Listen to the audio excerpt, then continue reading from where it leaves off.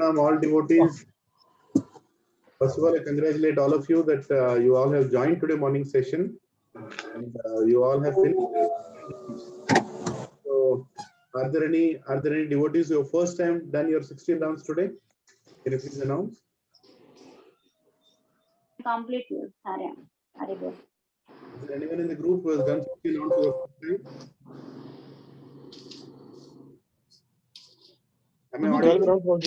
And your voice is not clear, Prabhuji.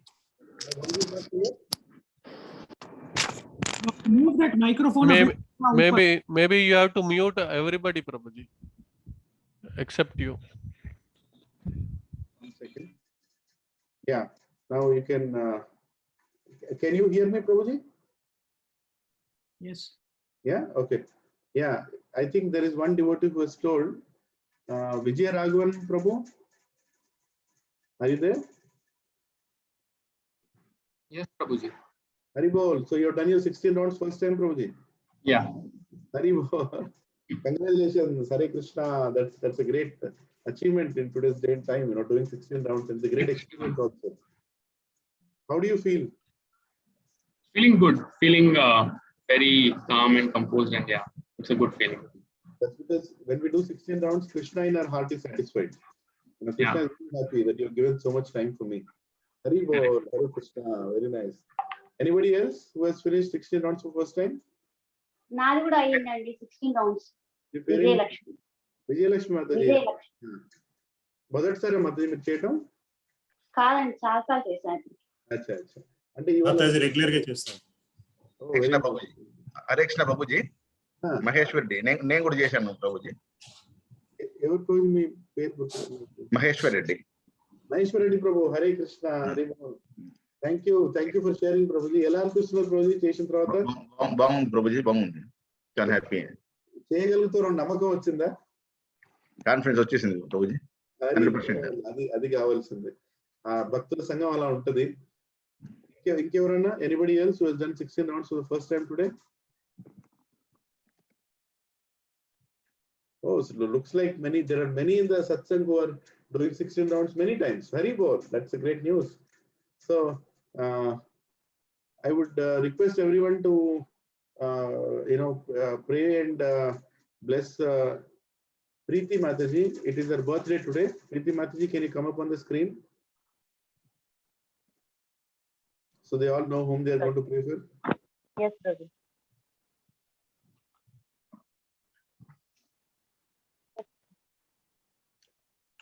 I can't see you. Yes, Prabhu. Hare Krishna. Hare Krishna. Yes, I'm audible. You are visible also? Yes, Prabhu. 1 second. Maybe I'm not able to. Yes. Yeah, this Preeti Mataji. And Preeti Mataji is very regular to our satsangs in Mayom Avatar for the last 1.5 years now.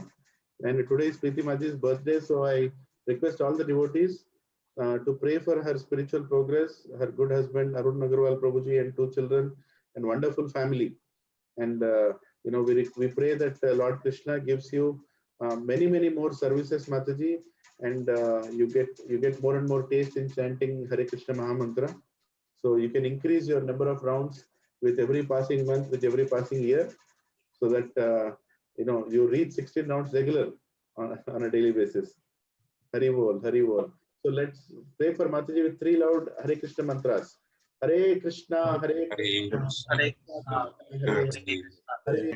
Ram, Hare Ram, Ram Ram, Hare Hare, Hare Krishna, Krishna Krishna, Hare Hare, Hare Ram, Ram Ram, Hare Hare Krishna, Krishna Krishna, Hare Hare, Hare Ram, Ram Ram, Hare Hare. Thank you very much, Mataji, for celebrating with us. Hari Bol. How did you feel when this was the first time you chanted 16 rounds? No, Prabhuji, I have chanted before also. Oh, very nice. Thank you, Mataji. Hare Krishna. Thank you, Prabhuji, for your support. Thank you for your blessings. No, prayers only, Mataji. So anybody else whose birthday we need to celebrate, we need cakes also. Okay. So you can please share, in the group if you have any birthdays, so that all devotees can pray for you. So now I request His Grace Akinchan Priya Prabhu. I'm just bringing him up on the screen. So then, 1 second. Yeah. So if some of you don't know Akinchan Priya Prabhu, brief introduction. Prabhuji has been in Krishna consciousness for more than 10 years. He got introduced to Krishna consciousness in ISKCON in Chowpatty in Bombay. And he and his good wife Shobha Kumari Mataji and his amazingly beautiful children, both of them, are part of our satsang family for many years now. And I am deeply humbled by Prabhuji's humility many times. How nicely he takes up services, how nicely he conducts himself and serves everybody, and still chooses to be behind the screen. So this time, first time, we have pulled him in front of the screen so that we can hear from him Bhagavad Katha. And I'm very eager to hear what Prabhuji is going to share today. So let us welcome Akinchan Priya Prabhu with 3 loud Hari Bols. Hari Bol. Hari Bol. So over to Akinchan Priya Prabhu. Prabhuji, can you share your screen if you want to? I'm removing myself and you can present it. Hare Krishna. Hare Krishna, Prabhu. Thank you.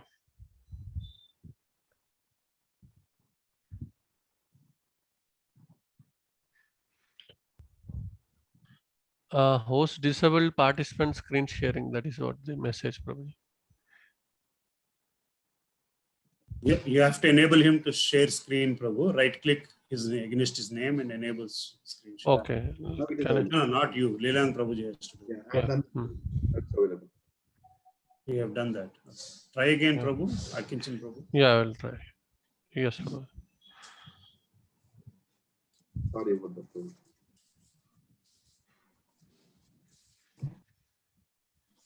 Yeah, can you see my screen, Prabhuji? No, not yet, Prabhu.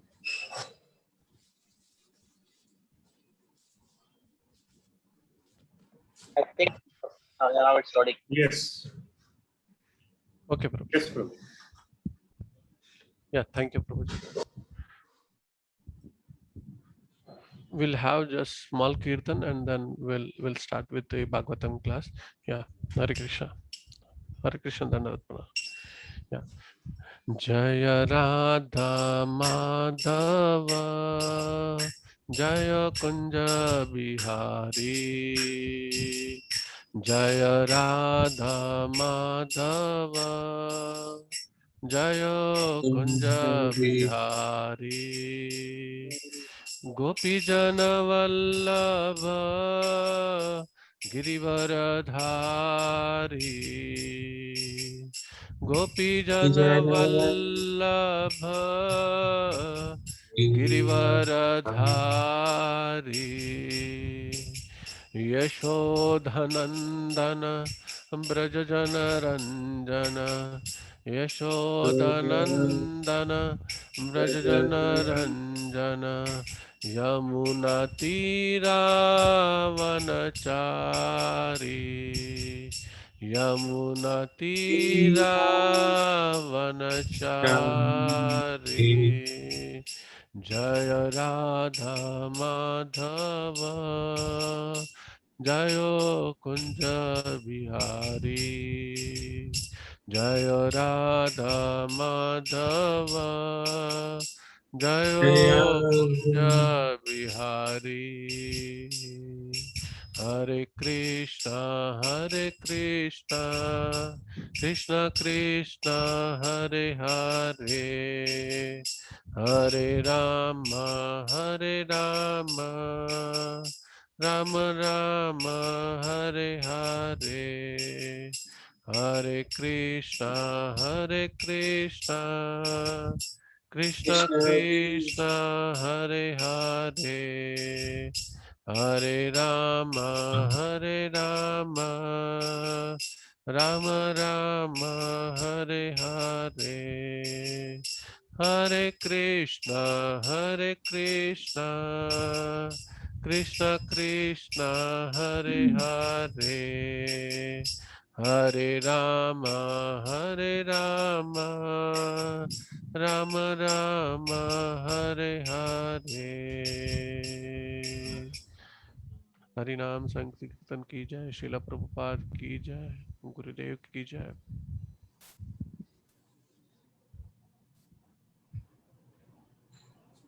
Yeah, just we have the prayers then. Om Ajnanatimirandasya Jnananjalashalaakaya Chakshurum Yena Tasmai Shri Gurave Namaha Shri Chaitanya Manobhishtam Sthapitam Mena Bhutale Swayam Rupa Kadamayam Dadati Swapadantikam Vandeham Shri Guru Shri Yuta Padakamalam Shri Guru Vaishnavamsha Shri Rupam Sagrajatam Sagana Raghunatam Vitam Tam Sadivam Sadvaitam Avadutam Parijana Saitam Krishna Chaitanya Devam Shri Radha Krishna Padam Sahagana Lalita Shri Vishaka Vitamsha हे कृष्ण करुणा सिंधु दीनबंधो जगतपते गोपेश गोपिका कांत राधा कांत नमोस्तुते तप्त कांचन गौरांगी राधे वृंदावनेश्वरी वृषभानुसुते देवी प्रणमामि हरे प्रिये वाञ्छाकल्पतरुभ्यश्च कृपा सिन्धुभ्येव च पतितानां पावनेभ्यो वैष्णवेभ्यो नमो नमः। जय श्री कृष्ण चैतन्य प्रभो नित्यानंद श्री अद्वैत गदाधर श्रीवासदि गौर भक्तवृंद हरे कृष्णा कृष्णा कृष्णा हरे हरे हरे राम राम राम हरे हरे। ओम नमो भगवते वासुदेवाय। ओम नमो भगवते वासुदेवाय। ओम नमो भगवते वासुदेवाय। नारायणं नमस्कृत्वा नरं चैव नरोत्तमं देवीं सरस्वतीं व्यासं ततो जयमुदीरयेत्। नष्टप्रायेषु अभद्रेषु नित्यं भागवत सेवया भगवती उत्तमश्लोके भक्तिर्भवति नैष्टिकी। कृष्णाय वासुदेवाय देवकी नन्दनाय च नन्दगोपकुमाराय गोविंदाय नमो नमः। नमः पंकजनाभाय नमः पंकजमालिने नमः पंकजनेत्राय नमस्ते पंकजांग्रहे नमः महावदान्याय कृष्ण प्रेम प्रदायते कृष्णाय कृष्ण चैतन्य नाम्ने गौरतिशे नमः। नमः ब्राह्मण देवाय गो ब्राह्मण हिताय च जगद्दिताय कृष्णाय गोविंदाय नमो नमः। नमो ओम विष्णुपदाय कृष्ण पृष्ठाय भूतले श्रीमते भक्तिवेदांत स्वामी इति नामिने। नमस्ते सरस्वती देवे गौरवाणी प्रचारिणे निर्विशेष शून्यवादी पाश्चात्य देशतारिणे। श्री कृष्ण चैतन्य प्रभो नित्यानंद श्री अद्वैत गदाधर शिवासादि गौर भक्तवृंद हरे कृष्णा कृष्णा कृष्णा हरे हरे हरे राम राम राम हरे हरे हरे कृष्णा कृष्णा कृष्णा हरे हरे हरे राम राम राम हरे हरे हरे कृष्णा कृष्ण कृष्ण हरे हरे हरे राम राम राम हरे हरे। कम करोति वाचालं पंगुं लंघयते वंदे श्री गुरु दीनतारिं परमानंद माधवं श्री चैतन्य ईश्वरम् अपवित्र पवित्रो वा सर्वावस्थां गतो यत्मरे श्री विष्णु या हरे Krishna. Yeah, Hare Krishna, Dandavat Pranam to all. Let's lead from the 5th canto, first chapter of Srimad Bhagavatam, where the activities of Maharaj Priyavrat. Okay, so we'll be reading this 5th canto, first chapter. So the activities of Maharaj Priyavrata. Okay, so yeah.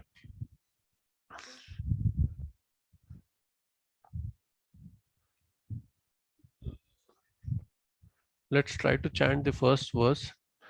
Rajavacha Priyavrato Bhagavata Atmaramah Katham Mune Griyaramatayan Mulaha Karma Bandhana Parabravaha.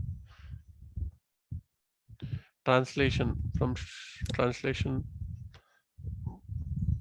King Parikshit inquired from the Sukadev Goswami, "O great sage, why did King Priyavrat, who was a great self-realized devotee of the Lord, remain in the household life, which is the root cause of the bondage of karma, fruitive activities, and which defeats the mission of the human life?" Purport by Srila Prabhupada. Jai Srila Prabhupada. Yeah.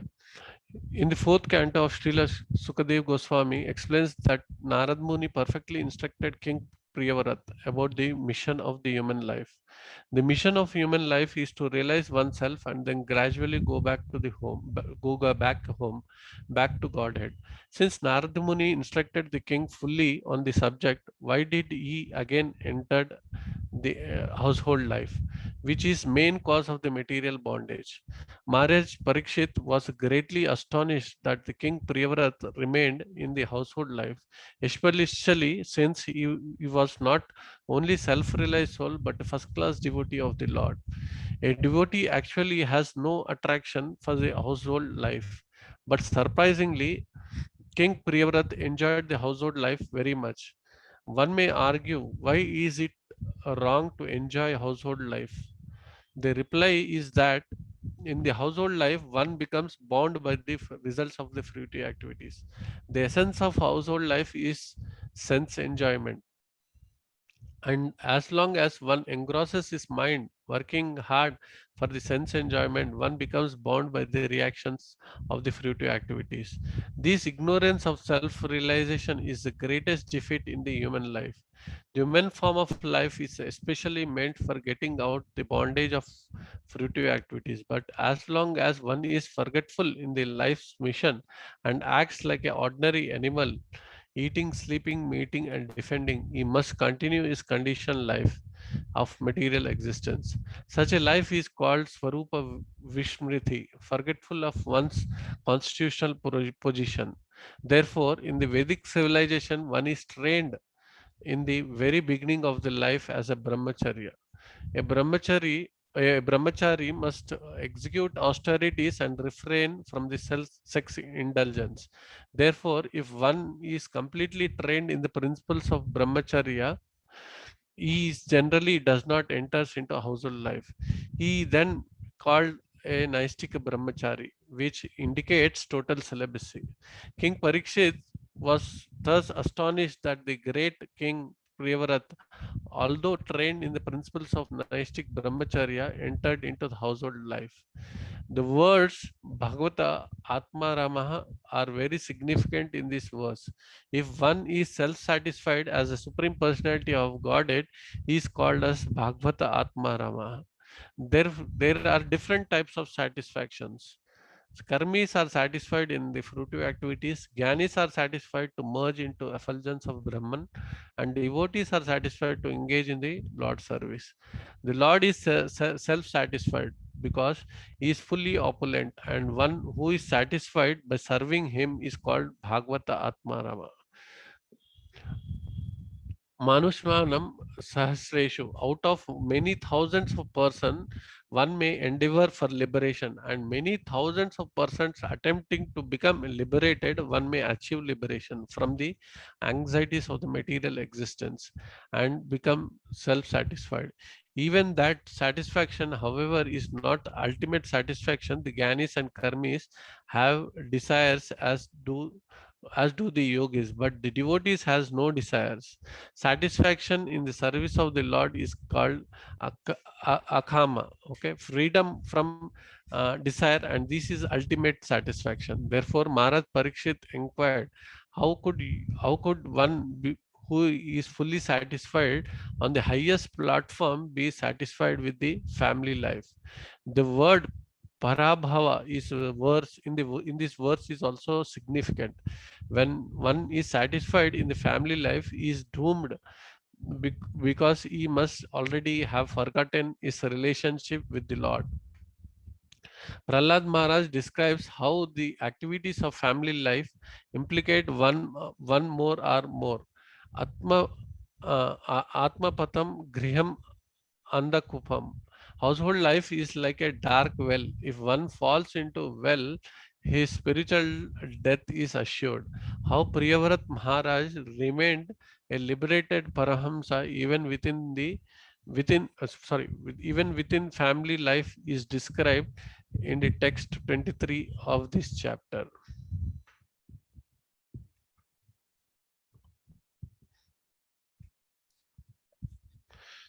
Yeah.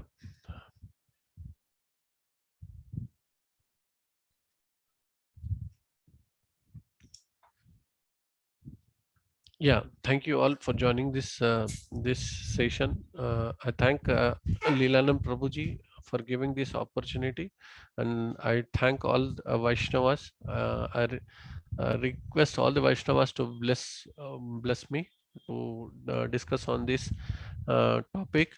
And each Vaishnava here who is there on the group in the call, or each one of them is worshipable actually, and this is please bless me to talk on this subject matter. Okay. Yeah. So I'll start with a brief introduction of Maharaj Priyavrat. Okay. Start with the introduction of Maharaj Priyavrat. Actually, Swayambhu Manu has two sons. The eldest one is the Maharaj Priyavrat, and the youngest one is Uttanapad. Okay, so Priyavrat was not interested in these ruling the kingdom and all. So he was not interested in this ruling the kingdom, and he just wanted to renounce everything and go to Himalayas and do some austerities, do some tapasya. Okay, so that was his and that is what he wanted. So what happens is he takes permission of Swayambhu Manu, his father, and he renounces everything and goes to Gandha Madana hill, okay, hill on the Himalayas, to do some austerity, tapasya and all. Okay, so that he can do devotional service for the Lord and all. So Swayambhu Manu accepts this, and all the kingdom is given to Uttanapad. Thereafter, Maharaj Priyavrat goes to this Himalayas. Okay, Himalayas, and he accepts Narada Muni as a spiritual master. Okay, so as a spiritual master. Okay, so here is our first here we can learn this first, that in order to get self-realized, we should accept the Guru. Okay, so this is the first thing. So he accepts the Narad Muni as his Guru. So he gets all the knowledge. By following the instructions of his Guru, is Narada Muni. So in that way he becomes self-realized. Actually, he becomes self-realized he starts performing the devotional service to the Lord and all.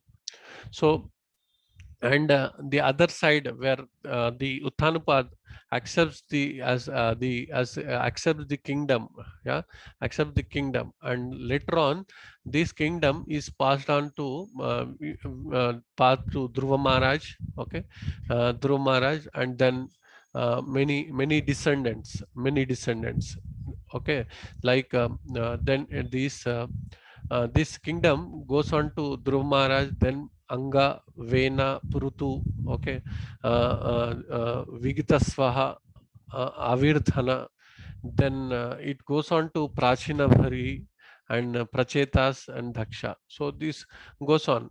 So this all goes on. So after Daksha, so this is the thing. So so this is the what we said. This is the family of the Swayambhu Manu. Okay, this is the family of Swayambhu Manu. So Maharaj Priyavrat was happy with the devotional service and all. So he was very well following the instructions of his spiritual master Narada Muni. And by following the instructions of the spiritual master, he gets all the knowledge and he becomes self-realized and started worshipping the Supreme Personality of Godhead. Okay, so see from the here we can see that by following the instructions of the by being detached from the worldly oppositions and following the instructions of the Narada Muni, he gets the self-realization and all. So here we can observe that Maharaj Priyavrat do not have any attachment to the position, a position of being a king or fame, whatever it may be, fame, position, right? So he just do not have just attachment to his. He's just left everything to his younger brother and just renounced everything to his younger brother and goes to do Himalayas to do sapasya and self-realization and all. Okay. So here the Parikshit Maharaj is asking after the is the question from see Srimad Bhagavatam, this fifth chapter, first to fourth verse are the questions of the Parikshit Maharaj to the Parikshit Maharaj to Sukhdev Goswami actually, and then after from the fifth verse Sukhdev Goswami starts to answer what Parikshit Maharaj has questioned actually. So if you see here, so Parikshit Maharaj is asking in this particular verse, how can a self-realized and how can a first class devotee of the Lord, first class devotee of Lord accept the accept the kingdom, that is what accept the kingdom and the material things, like he then marries to Bahishmati, who is the daughter of one of the Prajapatis, which is the daughter of one of the Prajapatis, Vishwakarma. Okay, so here Parikshit Maharaj is asking the Sukhdev Goswami a question. Okay, question that how can a renounced person, how can a person who is self-realized and a first-class devotee of the Lord can indulge into material things, indulge into the material activities? How can he how he can come into the material influence? That is what the question is. So if you see all the if we try to read all the verses from 1 to 4 are based on the are nothing but the questions of the Parikshit Maharaj. Okay, are the questions of the Parikshit Maharaj. So I'm trying to give first brief introduction. I'm trying to set I'm trying to give whole the whole narration of this pastime. so that we'll go on verse by we gone with the translations. We will go on to translations after this. So so so that is what. So 1 to 4, if you see the all the are the questions of the Parikshit Maharaj. So how a first class devotee can come into contact with the material influence and all.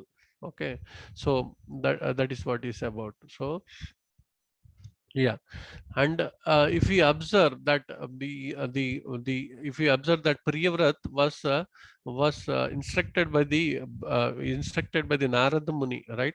So he is a Naistika Brahmachari. So he has followed all the instruction of Naistika Brahmachari, and he was very much doing the devotional service and all. Okay, so here we have to understand that we cannot artificially renounce everything and go to the forest. Okay, His Holiness Guru Maharaj, His Holiness Radhanath Swami Maharaj says that we cannot artificially renounce everything and go to the forest and try to do what Maharaj Parikshit has sorry, what Maharaj Piriyavrat has done. Okay, so if we try to do also, we'll not be able to do, because we are always because our mind and five senses will not able to control and all. Okay, that is what the thing is. So we cannot we cannot artificially renounce everything and go to forest. So that is what the first instruction, or that is what the instruction here. Okay, so after this what happens is, after this what happens, you try to do the devotional service, and after many thousands years, when when the sons and great sons of Uttanupa Dhruva Maharaj, they rule the kingdom, but after some time, after Daksha, in the sense, after Daksha, there is no proper person to rule actually, no proper king to rule actually. So that is what happens. So at that time, what happens is Brahma decides, prior to that, Swayambhu Manu goes to Himalayas, Gandhamadana hill, and request Maharaj, his son Maharaj Priyavrat, to come back and accept the kingdom, but but but Priyavrat, he does not rejects, what his father says, but he does not even welcome it actually, because he feels that following the instructions of Narada is much important. Okay, so that is what it is. So then what happens is, after that, then Brahma realizes there is no proper person to rule this planet and all. So Brahma, along with all the Lord Brahma, along with all his associates, like Lord Indra, like all the demigods, Lord Indra, even the personified of Vedas. Okay, so even the personifiers of all Vedas, along with all this, Brahma try to go to this place where this Maharaj Priyavrat is meditating, and try to request him. So all the verses from text 5 to text 5 to 23, I believe 23, all the verses where the Brahma is trying to request request the Priyavrat to accept the kingdom and to accept the kingdom and all. So it is about that. And after that, there would be the description of how the Priyavrat Maharaj Priyavrat married to the wife Brihaspati, and who is a daughter of Vishwakarma, one of the Prajapati, and he has the second wife also. So all the descriptions about that is been given. Like his first wife has 10 sons, and out of this 10 sons, three becomes three are renounced, and they accept the devotional service of the Lord, and other 7 accept the kingdoms and all. So these all descriptions has been given. So whole it is been explained here in these verses that the Maharaj Priyavrat was as divided whole planetary system into 7 parts, and 7 parts, and in the sense 7 islands, and he has given each of these island to these 7 sons to rule and all. Okay, and he has the second wife also, where that wife has 3 children, and after Priyavrat ruling this kingdom for many thousands of years. So Brahma requests Brahma requests the Priyavrat to accept the kingdom and to rule the kingdom actually. So we can see the Brahma here is also is a grand guru actually. So Brahma is a father and also guru to Narada, right? So Narada Muni. So here how beautifully Srila Prabhupada explains how beautifully Srila Prabhupada explains that why the Maharaj Priyavrat accepted the instructions of the Brahma and all. Okay, so instructions of the Brahma, and then he accepts the kingdom, and he marries to the 2 wives, and then he'll have many sons, and many sons, and these after his ruling of the kingdom for many thousand years, then again he becomes renounced and becomes liberated. So there are 3 stages in the Maharaj Priyavat's pastime. First stage, he accepts Narada Muni as a first stage. He accepts Narada Muni as the spiritual master. First stage, he accepts Narada Muni as a spiritual master, right? And where he was a Naistika Brahmachari. Okay, there is called in the ashrama he is Brahmachari.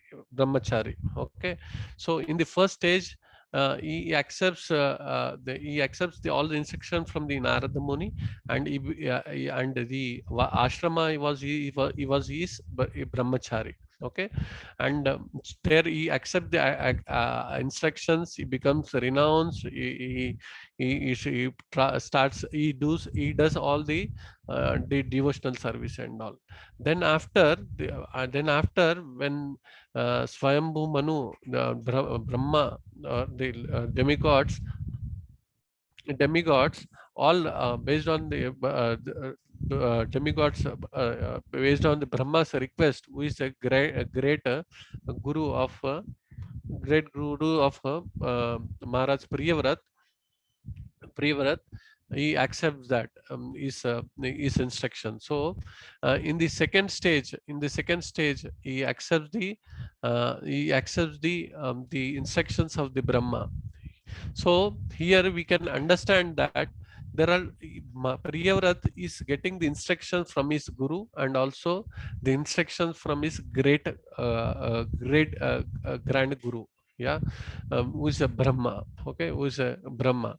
So here the important thing is he accepts the instructions of Brahma, in the second phase, in the second part of his phase of the life, because because that was the Brahma is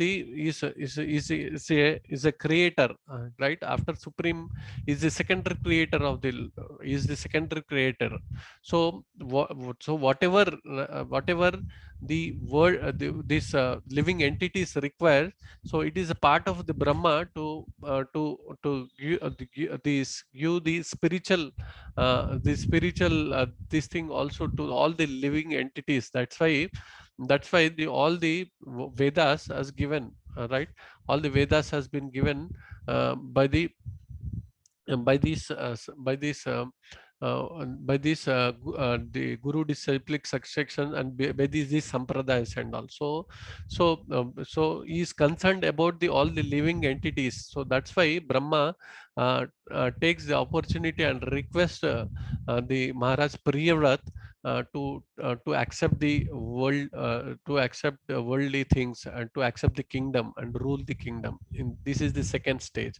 So in the first stage, the Lord in the first stage, the Narada Muni was instructing as a guru. In the second stage, where he accepts Brahma's instructions. So here the Brahma is his guru, and now with his instructions he marries and he has 2 wives and many children and all. Okay, so after that again after that, in the third stage, he becomes renounced again. This happens after he gives all these these worldly affairs or kingdom to his 3 sons, right?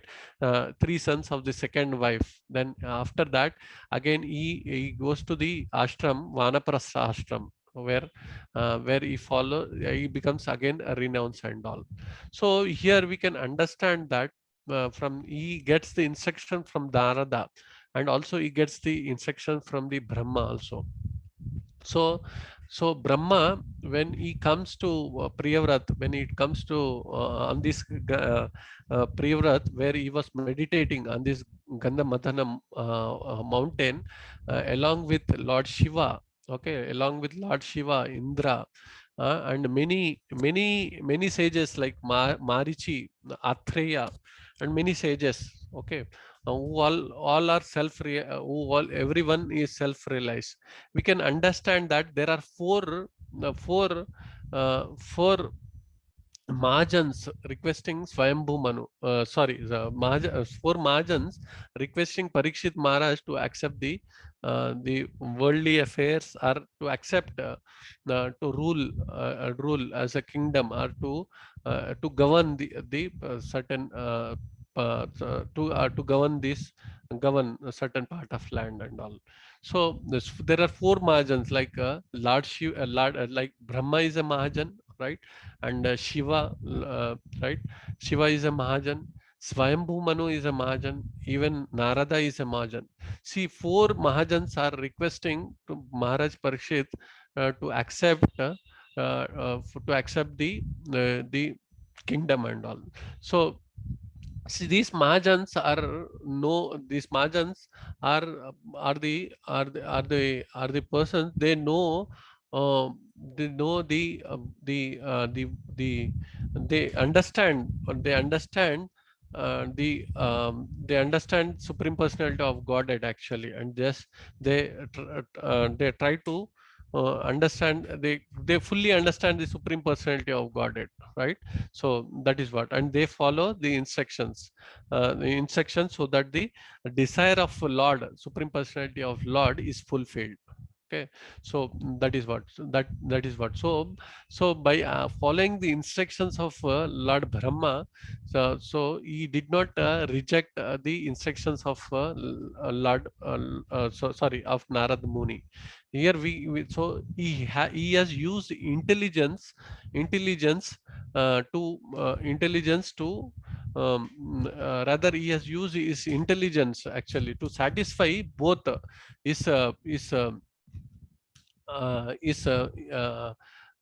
guru, right, is immediate guru and grand guru also, like Brahma also. So that is what. So we have to use our intelligence, using everything for the service of Lord is important. So whatever the ashrama we belong to, okay, that is not important, but we have to use our intelligence so that we do everything for the service of the Lord. Okay, that is the perfect way of using the intelligence and all. So here we can understand that yes, by following the instruction of Brahma, he naturally followed the instruction of Lord, of Narada Muni. So we can understand that. We can understand, and we can understand when we read all these verses, we can understand that even Narada Muni was happily accepting what Brahma was instructing and all. Okay, so this we have to understand, and this is what. So but he has not neglected, the instruction of Narad Muni, right? And but he has used his intelligence, right?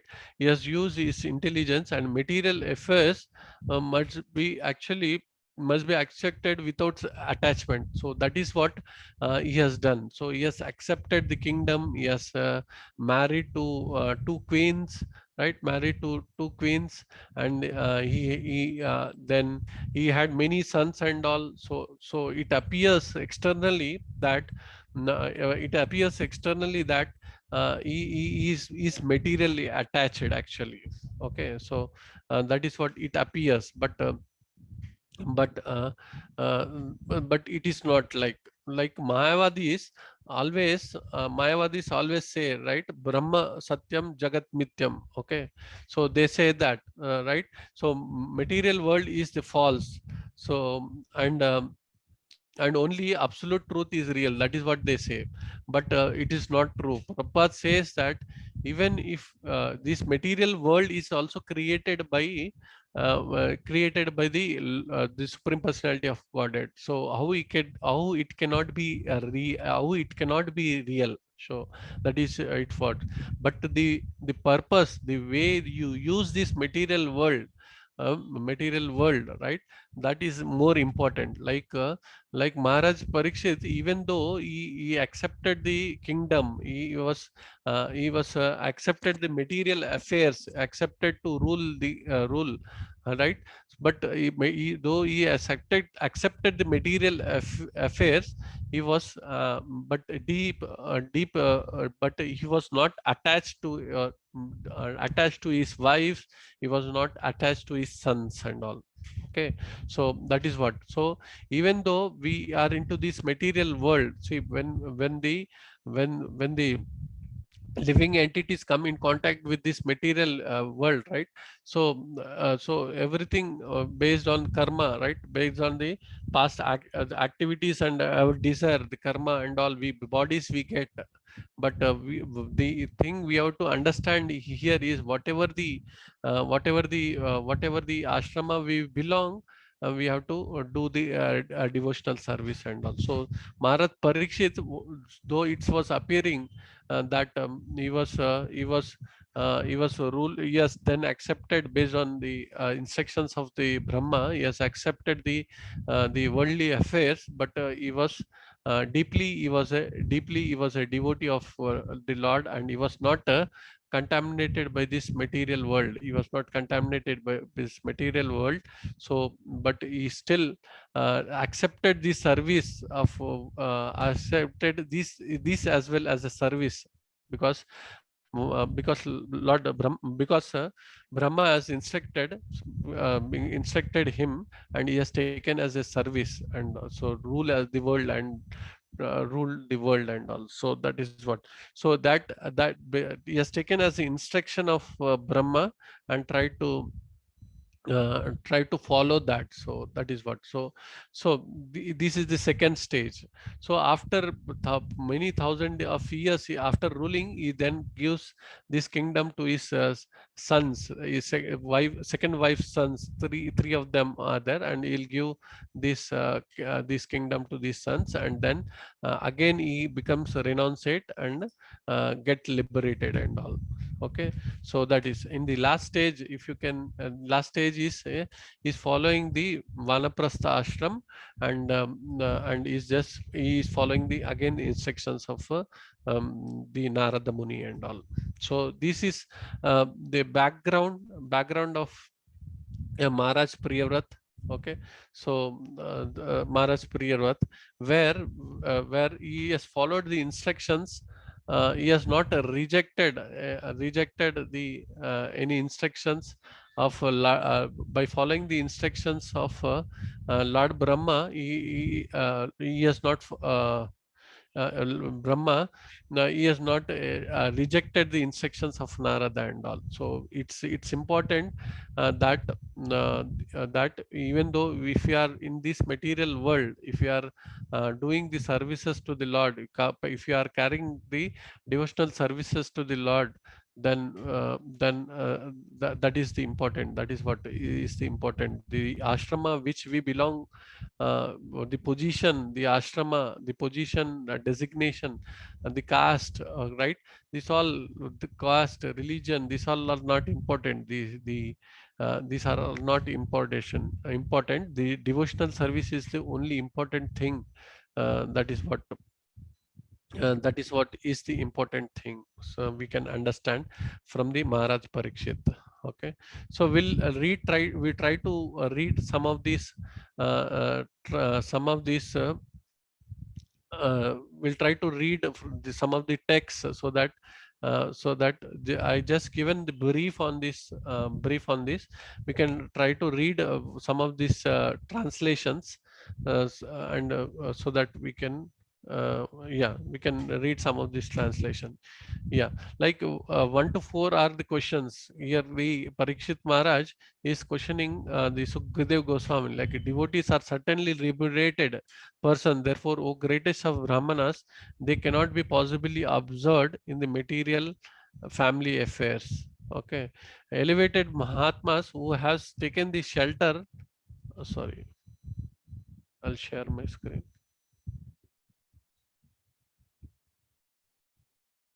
So elevated Mahatmas who has taken the shelter of the lotus feet of the Supreme Personality of Godhead are fully satiated by the shade of those of the lotus feet.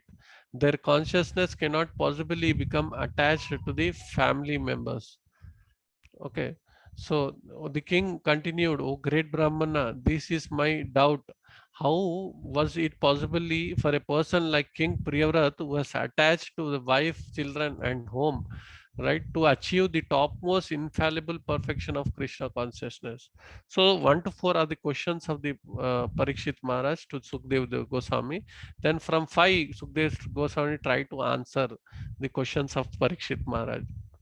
Okay, so what you said is correct. The glories of Supreme Personality of Godhead, who is praised in eloquent transcendental verses by such exalted personalities as Brahma, are very pleasing to great devotees and liberated persons. One who attached to the nectarian honey of the Lord's lotus feet and whose mind is always absorbed in the glories may sometimes be checked by some impediment, but he never gives up the exalted position. So here we can understand from here that the various stages which Maharaj Priyavrat got, right, which he came across in his lifetime, was just impediment. Like, right, he had to again accept as a, when always after renouncing, he has to accept he has to accept the kingdom or worldly affairs actually. So that is an impediment. That was impediment in his devotional service. Okay, so that we have to understand.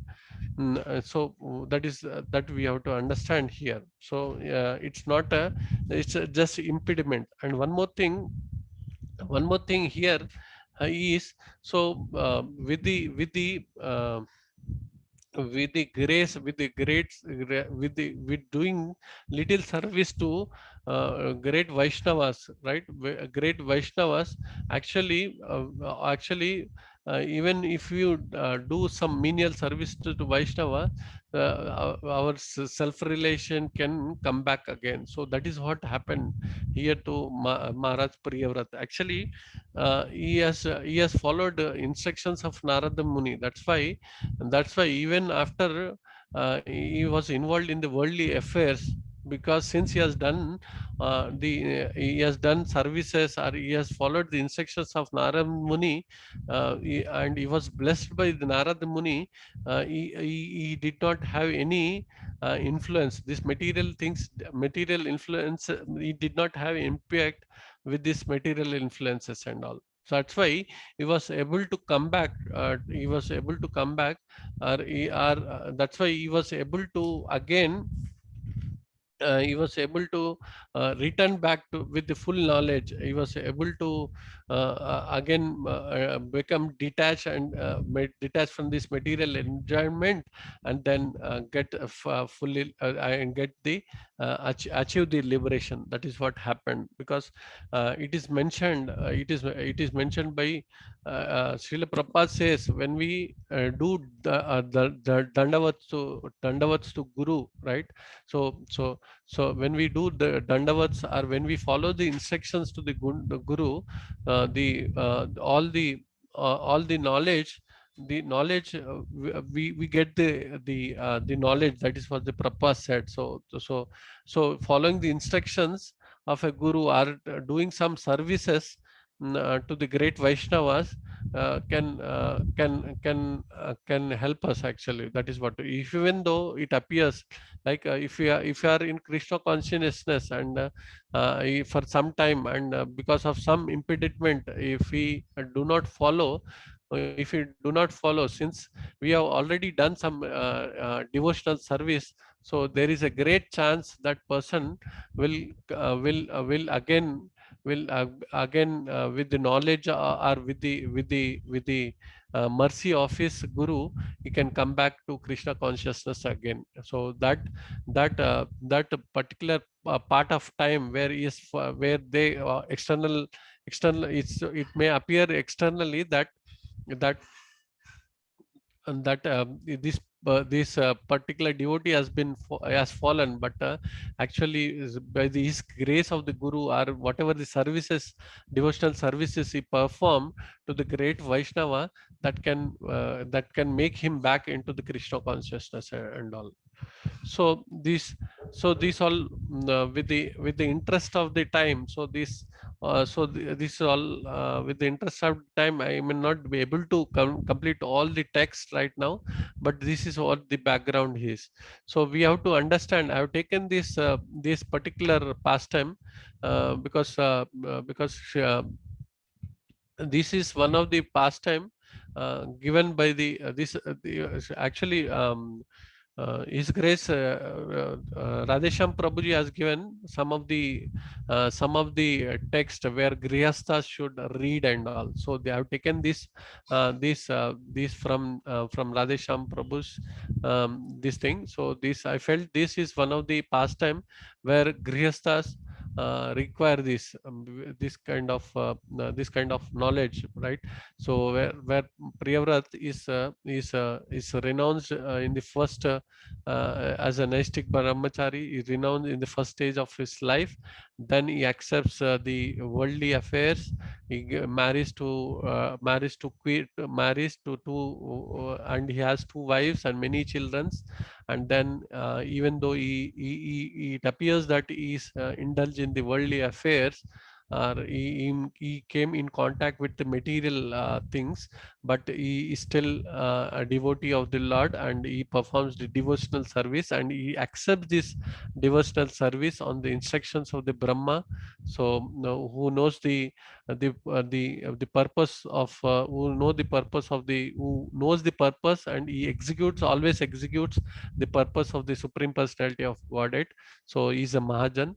So Priyavrat accepts accepts the instructions of the Brahma and accepts these material things and all, like kingdom, wives and all. But still, he because he is a great devotee of the Lord, and is a disciple of Narada Muni, he was able to come back. He was able to then renounce it, this everything, to his sons. He has given all these kingdoms to the sons, and then he was able to renounce it and get liberated in the last part of his last stage of the life. That is what we can understand. So that is what we can understand. So see, these all 6 to 23 verse are where Lord Brahma is coming to that place, and requesting Parivrat, right, to accept these worldly affairs and all. Okay. Yeah. So that is what I think I have covered very summarizedly. I have covered everything. So that is what is about. If you can read the text and the purpose of the Prabhupada, that would be extremely beneficial for us. And yeah, that can be extremely beneficial. Yeah, thank you. Yeah, I think I've shared whatever I learned or whatever I read. If you have any questions, we can take up. Thank you. Do you have any questions? Hare Krishna, attention, Prabhu. Yes, Prabhu. Yes, Yeah, Prabhu. Please, I'll just stop my sharing. Yeah. No problem, Prabhu. Again, Prabhu, one probably small question what I have is the 12 Mahajans what we have. I mean, they are Mahajans by the time they born, or they become Mahajans in the course of their lifetime. I mean, after while they are present in the world and they are executing few tasks, in the middle they become Mahajans. No, what they see, like for example, Brahma got all this knowledge from the Supreme Personality of the Godhead, because all the knowledge is given to the Brahma from as a heart transmission, right, from heart to heart. So all knowledge he received from the Supreme Personality of Godhead, Lord Brahma received from the Supreme Personality. So after they born, they get this knowledge. That is what I believe, Prabhuji. Yeah, so that is what I believe. So he was a secondary creator. Brahma is also called as a Bhagwan, because he's the secondary creator. After the Supreme Personality of Godhead is the primary creator, and is the secondary creator. So all the material existence is created by the Brahma. So he required this knowledge. So Brahma came from the Supreme Personality of Godhead, and he got this knowledge from the Krishna. So they get eventually this knowledge. That is what I understand. Please correct me, Leelanand Prabhuji, if something is wrong. More intended towards not only Lord Brahma, Prabhu. Actually, there are other Mahajans, right? Like Bhishma, we have Prahlad Maharaj, we have. So all this, I mean, I don't know if it is after their actions they become Mahajan. For example, Prahlad Maharaj, after Narsimha Leela only he became Mahajan, or even Bhishma Dev. I mean, I don't know, after taking the vow that he will be in Brahmacharyam, then only he became Mahajan. I mean, that's the point I was more looking at. Or even before taking birth, immediately after taking the birth from Ganga Mata, he became Mahajan. So it's not only, question is not only intended towards Brahma, but in general, that 12 Mahajans, they take that position of Mahajan only in the middle or immediately after the birth. That's the question what I had. Sorry if I probably Leelanand Prabhu can add more here. Yeah, Prabhuji, your question is valid, Prabhuji. Yeah, I would taken the example of Lord Brahma. Brahma only.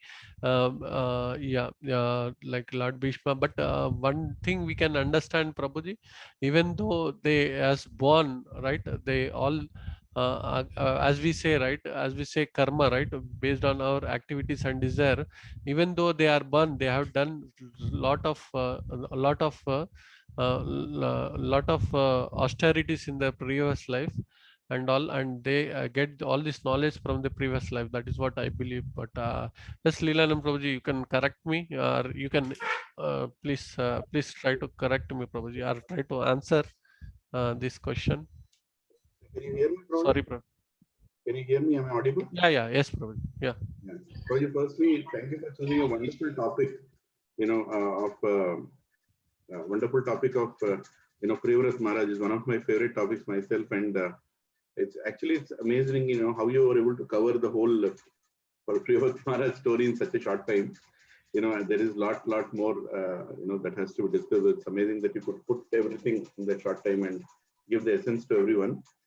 So, Prabhuji, I'd like to comment on Mahesh Prabhu's question.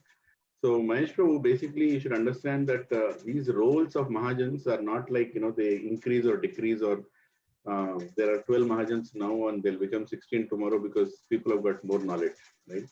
So these Mahajan roles are given, and they are eternal associates of the Lord, and for example, when you say Prahlad Maharaj is there wherever Narsingh Dev is there, and Narsingh Lila is happening all the time.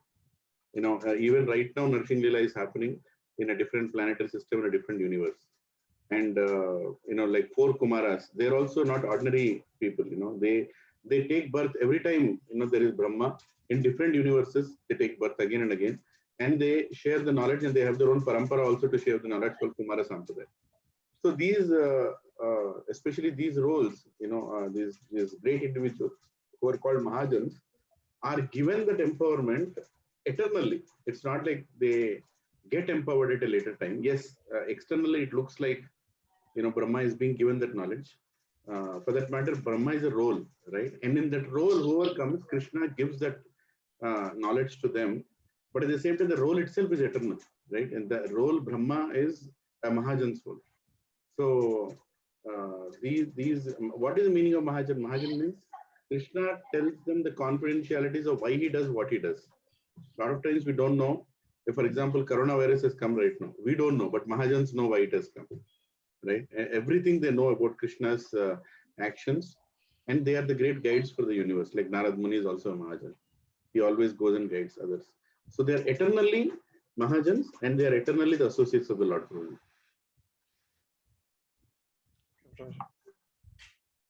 Did I answer your question, Prabhu? Prabhu, they are eternally Mahajan. So, okay, my point is, okay, you mean to say, what I understand from your explanation is, even before the Narsimha Leela has happened, or Dhruva Maharaj has come on earth, or even after birth of Parikshit, though he is a kid, he is a Mahajan eternally. That's what I could get you from your explanation, right? Some roles are eternal. For example, my role as Leelanand Das is not eternal role. Right? In this life, I have Prabhuji, Brahma is a role, but Parikshit Maharaj, Prahlad Maharaj, they are not roles, right? They are actually personalities. They are personalities. At the same time, they are also carrying on a role. So every time Bhagavatam has to be explained on a planet, Parikshit Maharaj will come. And the pastime will happen. And Bhagavatam will be revealed, right? And different. There can be little minor details, minor changes in terms of how it happens. But there is a role of Parikshit Maharaj whenever Bhagavatam happens, right? So these roles are eternal. As I said, there are ordinary human beings and there are Mahajans. And these Mahajans, they're not Bhagavans, they're not Shaktyavesh Avtaras, but they have been given this extraordinary designation that they understand all the activities of God, and they go with God wherever he goes on next planet. When Krishna appears on another planet, this Mahajan continues there. Okay. Yeah, it's very difficult to distinguish between Jiva and Mahajan but one of the most important thing is that they are not ordinary Jivas. Their roles are eternal. They keep going on and on wherever Lord is there. And they have all the knowledge. Got it, Prabhu. Yeah. Okay. And I would like to take the opportunity of, with your permission, Akinchan Prabhu, just wanted to add a couple of examples in current life. Is it okay, Prabhu? Yes, Prabhu, please. Yeah. Please add. So, see, I mean, when we discuss Srimad Bhagavatam, sometimes some people say that Prabhuji, it was 5,000 years ago or millions of years ago, those things were possible. Priyavrat Maharaj could do all these things. If Priyavrat Maharaj is born today in high-tech city, will he do all these things? Right? For what he's doing, is it really practical? So I would want to tell that, these principles of Bhagavatam is eternal, principles are also eternal, and they're applicable also eternal, right? Even now, with the guidance of a guru, most important thing, like Akinchan Prabhu said, guidance of guru is the most important. He took the guidance of Narad Muni. In the same way, all of us in Grihastha Ashram have to take guidance from guru, and we can apply the same principles that Priyavrat Maharaj has applied, being a Grihastha. I'll give a couple of examples, right? I have personally met, once I got the opportunity of meeting another Priyavrat Prabhu. His name is also Priyavrat, and he is the son of Krishna Chandra Prabhu. And Krishna Chandra Prabhu is the owner of Mafatlal Industries, right? A huge corporate giant in Bombay. In fact, one of the oldest groups of industrialists in India. So this was in 2013, I believe, and I was in Vrindavan Yatra, and there was a bus, and we were having many buses, in which we go to different places, and each bus has a coordinator. And this coordinator's role is the most painful role, because he has to, whenever people get down, he has to make sure everybody has got down, and whenever people have to come back, he has to make sure everybody is coming back on time at each location, wherever the bus stops. It's a pretty, laborious work, actually, so to say. And it was being done by this young boy, he was maybe in his 30s or early 30s, something like that. And I asked him, Prabhuji, who are you? And so he said, my name is Priyavrat. Wow, what a name, Priyavrat. And then I asked, so Prabhuji, how come you're introduced to Krishna consciousness like that? So bus was going, I was sitting with him in the front beside the driver, and so he said, my father is Krishna Chandra Prabhu. I was astonished.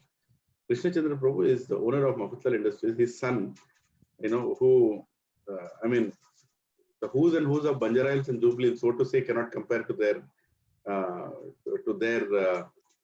kind of name and fame. And he is a bus coordinator. He's simply a bus coordinator. So I asked him, so Prabhuji, how do you manage your name, fame, and such a big position with what you're doing here as a bus coordinator? And how do you manage your customers and your office staff with this kind of humility, right? So he told me a lot, but in essence, I'll tell you what he told. He told this devotional service, the opportunity to serve along with his father, which he has got from his father, has kept him on the ground, and he's very happy because this is the best part of his life. He always looks forward for this seva whenever yatras happen. And this is what gives him the most peace and satisfaction. And another thing that he told is, I asked him a very blunt question. I said, see, Prabhuji, in business circles, in big corporates, you have customers coming from abroad, you have customers coming from different industries. You have to entertain them. Sometimes you have to take them for drinks also, right? Sometimes you have to take them to different parties and organize things. How do you manage that? Because in devotional life, we don't get into all that. Or at least, we should not. We should completely avoid those things. How do you do that? And how does your father also handle such kind of situations? So he said, beautifully said, that Prabhuji, Paramatma from within guides us when we should walk out and when we should stay. Right? To what extent we have to go, to what extent after that we have to hand off to somebody. So we can entertain our customers, we can talk to them and do, but exactly that particular part, what you're saying, taking them for drinks, some other manager can do it for us. Some other person in our company can handle that, and they also know. And we respectfully tell also that we have some other engagement, or we have some other plan at the same time, and some of them even know that we don't get into those kind of things. So Paramatma gives the intelligence to follow the highest devotional principles, even in midst of the highest competition. Right? So this is one example I remember. And I'll tell one more example. Is that okay? Should I tell one more example? Or Yes, should yes, I- Prabhu. Yes, Prabhuji. Okay. So one more example is another great personality. His name is Radha Giridhar Prabhu.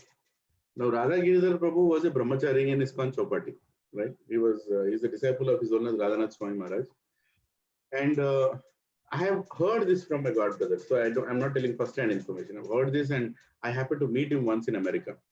So Radha Giridhar Prabhu was an amazing brahmachari. He was serving in the temple. He was very sincere in his efforts. You know, and Maharaj his guru was very, very pleased by his services. But at one time he told that I think I have to take care of my parents. He thought that he could continue as a brahmachari, but then continuing as a brahmachari, he was not able to take care of his parents' needs, right? I mean, see, some cases what brahmacharis do, they plan it out nicely, and some other brother takes care of the parents with their two brothers. And so one becomes a brahmachari and other continues. Like even in our satsang, we have Lalit Mohan Prabhu, if you know, his brother is a brahmachari and he chose to be a grahastha because he has to take care of his parents as well. So Radha Giridhar Prabhu also had that situation where he felt that he has to take care of his parents. So he told his guru that, can I take care of my parents? Can I move out of the ashram? I'll remain a brahmachari, but I'll go out of the ashram and take care of my parents. So immediately his guru knows what is good for you, right? Like Narad Muni told what is good for Priyavrat Maharaj.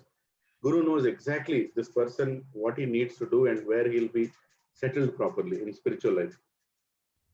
So he told, okay, Radha Giridhar Prabhu, you can leave the ashram, but you cannot remain a bachelor outside. You cannot say that I'll not marry or anything. You are leaving the ashram from the temple. You are living here, a temple resident. Now you're going out, so you also get married. You get married and, then you also serve your parents. So as a grahastha, you can serve. So Radha Giridhar Prabhu told that, yes, Maharaj, but I am also worried that, I'll get entangled. So I promise that, whatever I do, 50% of that I'll give it to the temple. Whatever I earn, right? Whatever role I do. So he got married, to a very nice Mataji. Within the congregation, again, a very senior devotee's daughter. And then look at Krishna's plan, that anything that he touched became gold. Anything that he touched.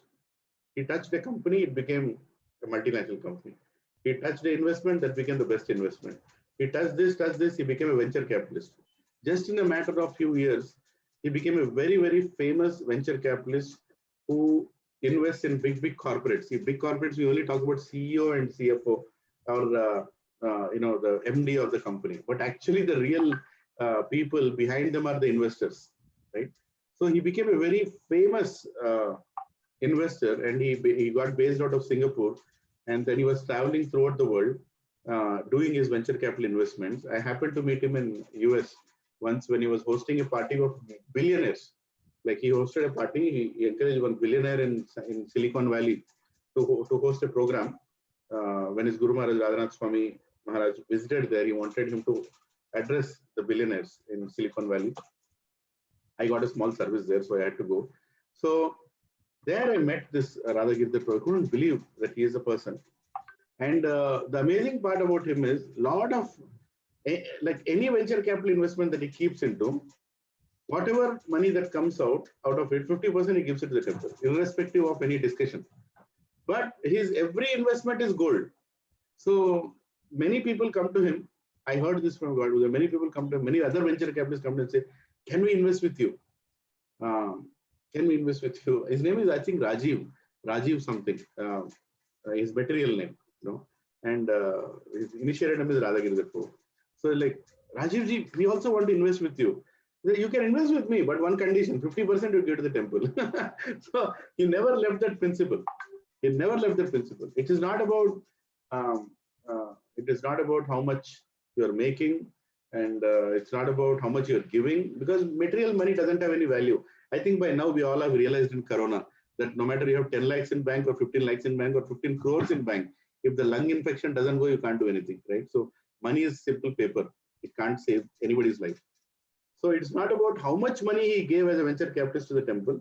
It's about the consciousness that he carried on being a devotee that even though he's in such high circles, dealing with such billionaires and millionaires of the world in venture capitalism, he continued to be a very fixed up devotee, right?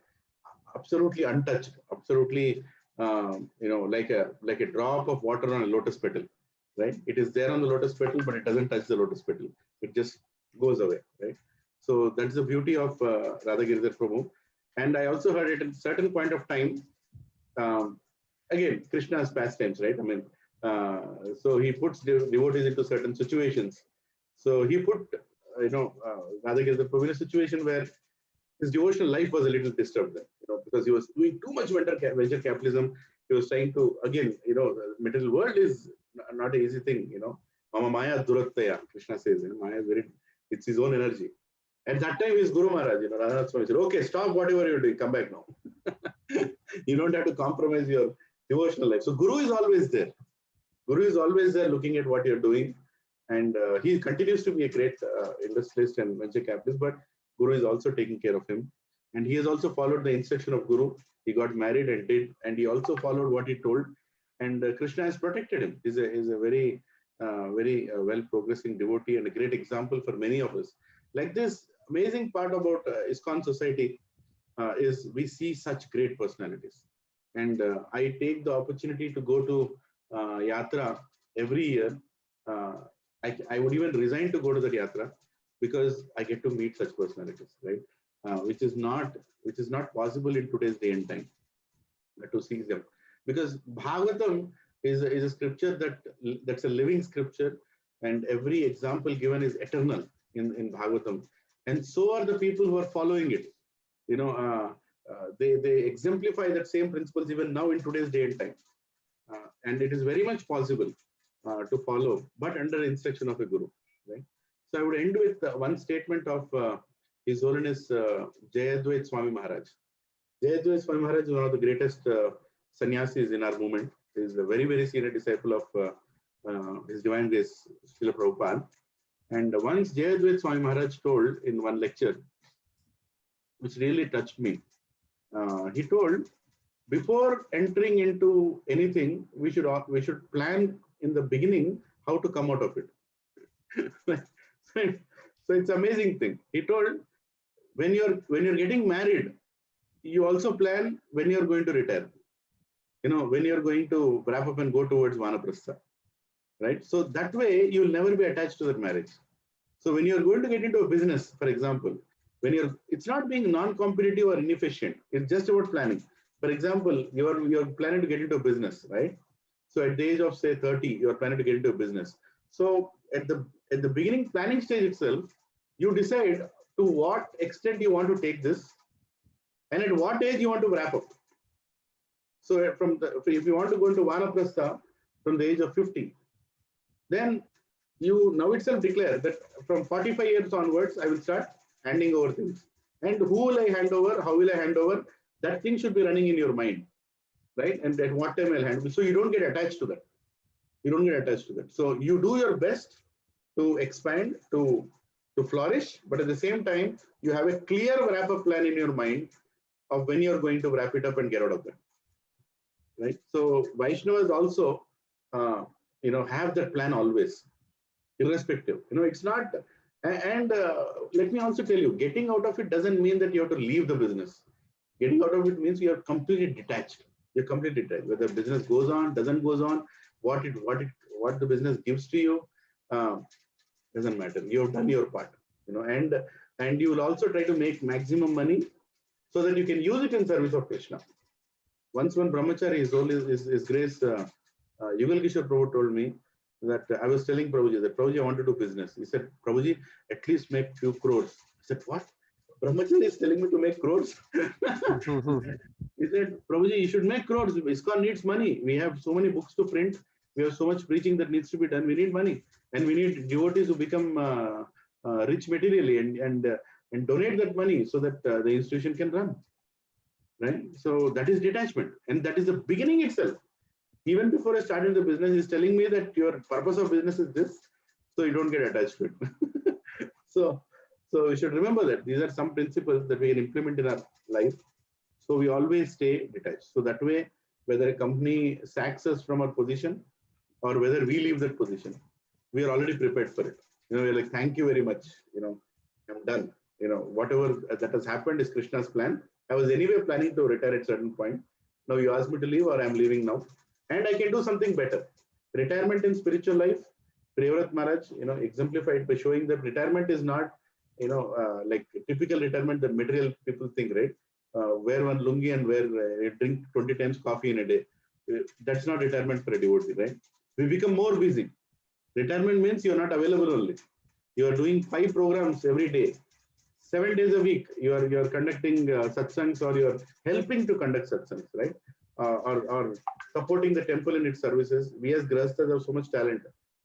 So for us, retirement means we actually become tired, right?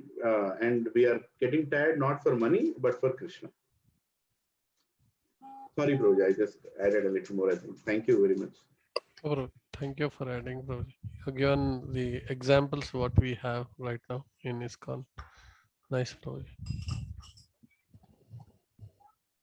Hare Krishna, Prabhuji. You Yeah, have time for one question? Yes, yes. Prabhuji, while you talked a lot about retirement and detachment, I want to know what should be our mood if we think about it. So definitely we have to plan, as you always say, but what should be our mood? Should we say, okay, I want to increase my bhakti, so I will get into some dham and chant and improve my consciousness by hearing a lot, and then maybe do little service? Or should we be fired up as you are and say, okay, I'll preach a lot wherever I am, and in that way, although I am not very much advanced or taking shelter of in that way, but I am preaching and taking shelter. So what should be our mood? I know it could be individual's opinion, but what do you think?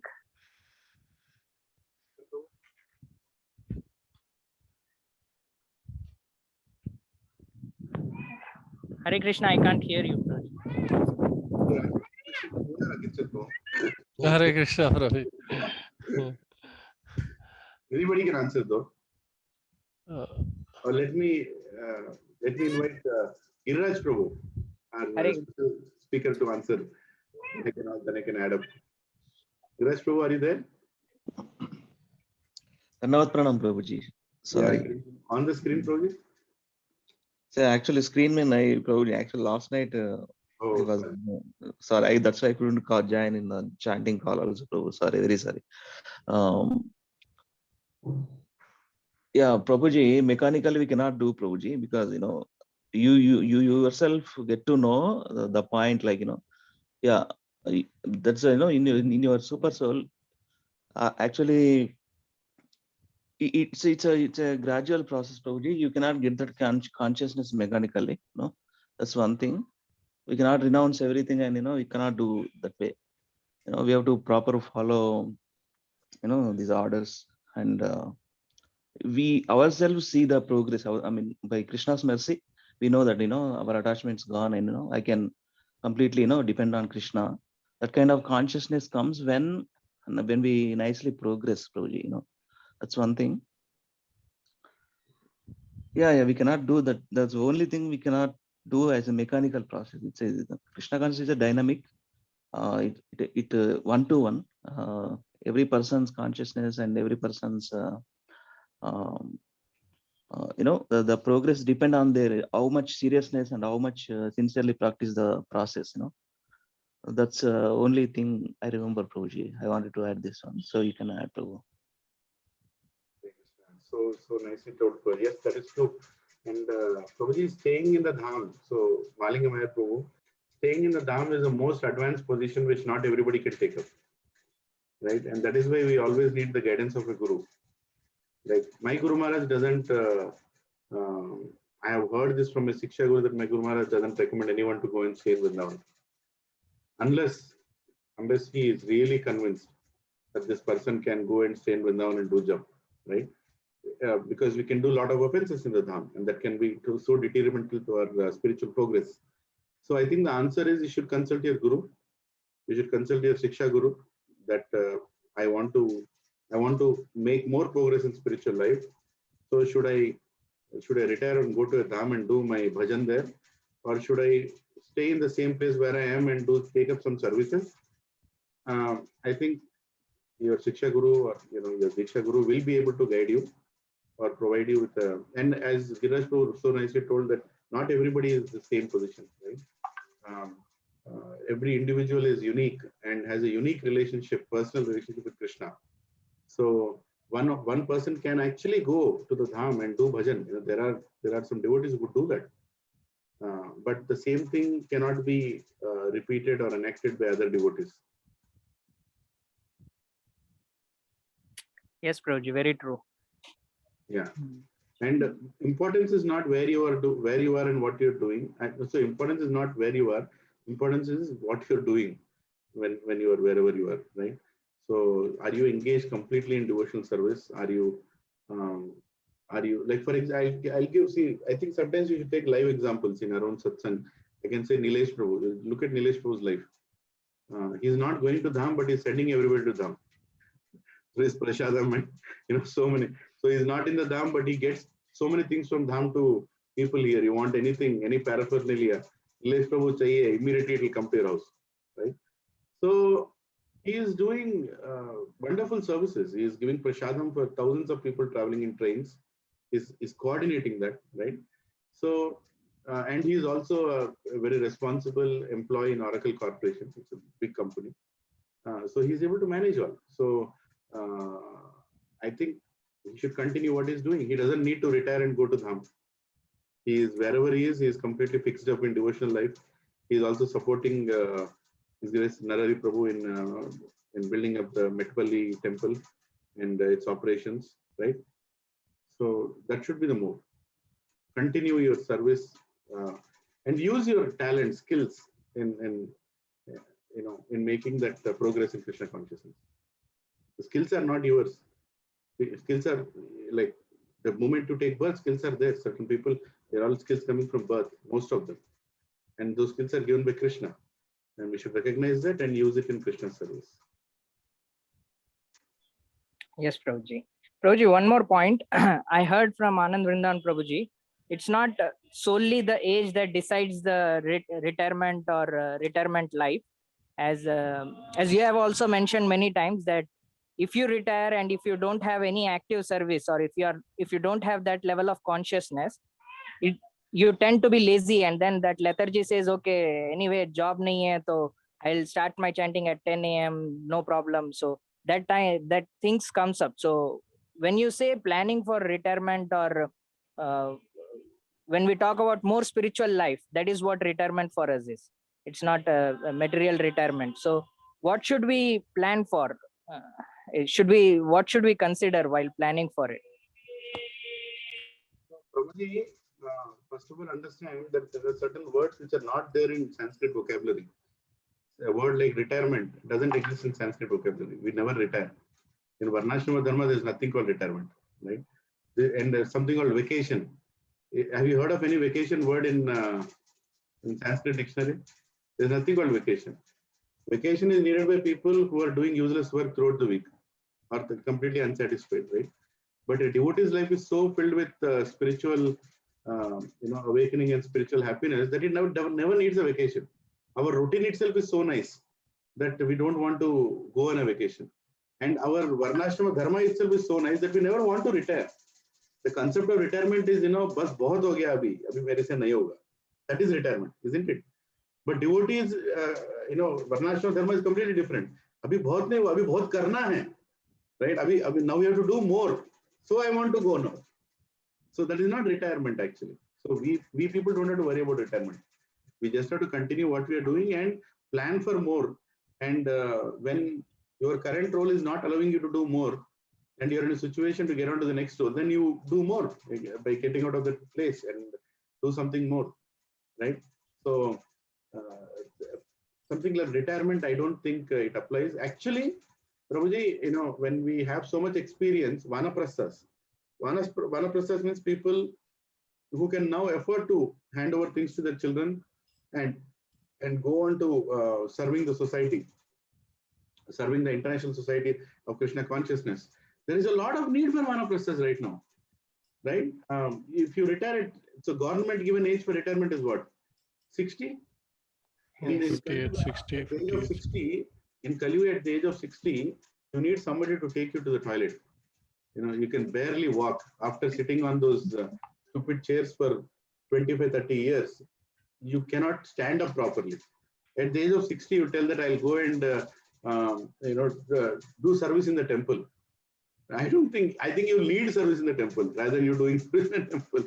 So the point is, we should retire, or if you call the word retirement, or we should plan to move towards Vanaprastha, again, depending on everybody's situation. I'm not saying generally. When our body is in good shape, when our mind is properly fixed up, right? And when we can do actually some productive things for the society, we should try to engage more and more, right? When we can't do anything, what will you do in the temple, or what will you do for the society? So now you are young. You are a very young person yourself, Malinga Prabhu. You are barely in your early 30s, or I don't know your age. But 29. 29, very bold. So 29, right? So you have at least 40 years of amazing service to do, right? So take up more. I said, Prabhuji, what about my job? Job chalega. Job kahin nahi jayega. Efficient people always have some role to play. Inefficient people are anyway thrown out of any company, right? So be the best employee. At the same time, take up the highest services, take up the highest work that you can do for society now, not later. Because later on, it's difficult to even walk and go around places. Right? So we should give our best. These are again the words of His Holiness Jayadvaita Swami Maharaj. He told in a lecture in Chowpatty. The exact what he told, that, we don't want people whose bones are, swinging when they come to the temple. I want to do some service. Bolo mujhe kya karenge tum? What will you do? So better retire when you are in a situation to do something. Right? So we should also plan our life like that. And there are so many things you can do without leaving also, right? Like, okay, let me take the perfect example. Dr. Shyam Prabhu. How is he helping all of us right now? Right? He's like one Masiha, for all of us, that God sent any problem, anybody, Corona, any other medical problem, and he is always there. So he is. If Shyam Prabhu says, Prabhuji, I think I'll retire and go to Vrindavan, I think all of us will stop him. Prabhuji, kahin mat jao, yehi karo. Because you're most needed. And he's helping. And he has helped so many devotees, so many temple residents. Across India, people call him when they have to come to Hyderabad. Recently, he was telling, he was coordinating the shipping of cylinders for Pankajangri Prabhu. Right? 6 lakhs worth oxygen cylinders were sent. He is doing everything. Right? So there is no question of him thinking that I want to retire. Because he's already retired. According to me, he's already retired. That he is completely detached from his role, completely detached from any attachment to his role. And he's using his role so beautifully to serve devotees across the world. Right? Karuna Radhika Mataji, Krishna Dular Prabhu, great doctors. But they're not just doctors. They're devotee doctors. They're not just curing the body. They're curing the soul also. Right? And they're not just helping. They're caring. There is a lot of difference. Right? So we devotees don't have to think about retirement. Retirement, vacation are words for materialists. Right? For us, it is always seva. Hare Krishna. Very nice, Prabhuji. And you very nicely told there are many Priya words in our Garchiboli satsangs also. Thank you. One thing, Prabhuji. One thing, Prabhuji. Sorry, if I Sorry, forgive me for just going on. No, Prabhuji. Yeah, I just see here also. Priyavrata was taken this worldly affair, Prabhuji. We have to understand here. Because Priyavrata, after taking a worldly affairs, because the kingdom was not ruled properly, there were no people, Krishna consciousness people and all. So that was not there. So Brahma requested him to take up this. See, we have to understand here, Prabhuji. See, what Priyavrata was doing, he was establishing again this Varnashrama, okay, in his kingdom. So this Varnashrama, when it is established, automatically everything becomes Krishna consciousness. So all the citizens of that kingdom will become Krishna consciousness, Prabhuji. So that is important. So whatever the position, for example, if you are talking about the position or economical situations in your questions, right? Whatever the position you are, but what is important important is being Krishna consciousness. So Varna Ashrama, what we are discussing, because the Priyavrat was in various stages of life. He was in the various ashramas, right? So he was when these ashramas, varnas and ashramas are followed. What happens naturally is we become everybody who's following this, we become Krishna consciousness. So it is also written in the Srila Prabhupada purport that he was ensuring that every citizens following this varna ashrama. So they were fearing, every citizens were fearing if they don't follow, because they have to face Priyavrat. So just he was ensuring that everyone follows.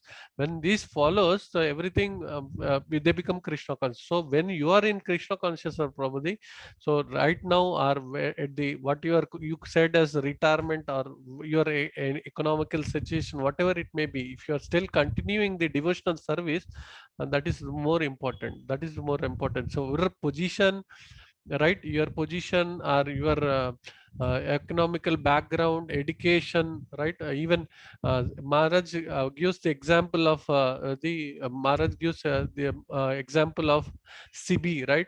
His caste is low caste.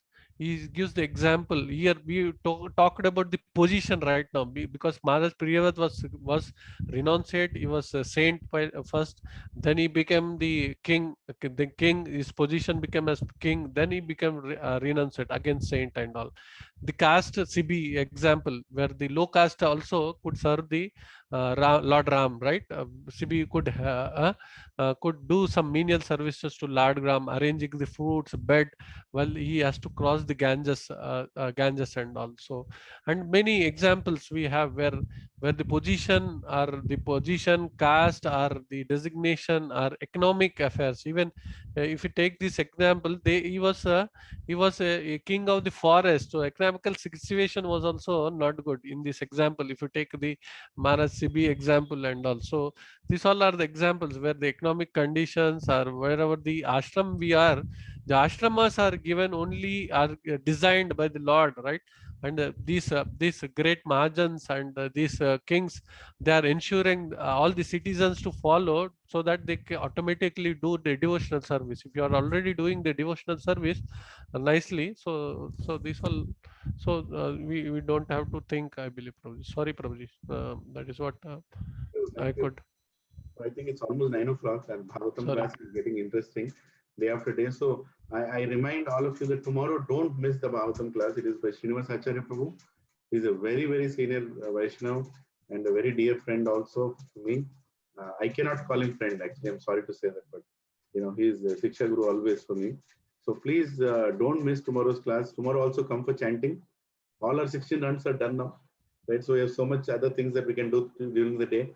Right, so please come for chanting early in the morning, and please hear the Bhagavatam class tomorrow. Tomorrow is Sunday. I think many others have many other services as well, right? So and next week the Bhagavatam class will be on Saturday again, tomorrow, and then next week on Saturday. And next week I think it will be Praveen Prabhu and Soma Mataji. So I'm very eager to. Are we all eager to hear what Prabhuji is going to present from Bhagavatam? Haribol, Haribol, Haribol. Jai. Thank you, Prabhujis and Matajis. Vancha kalpatarubhyascha.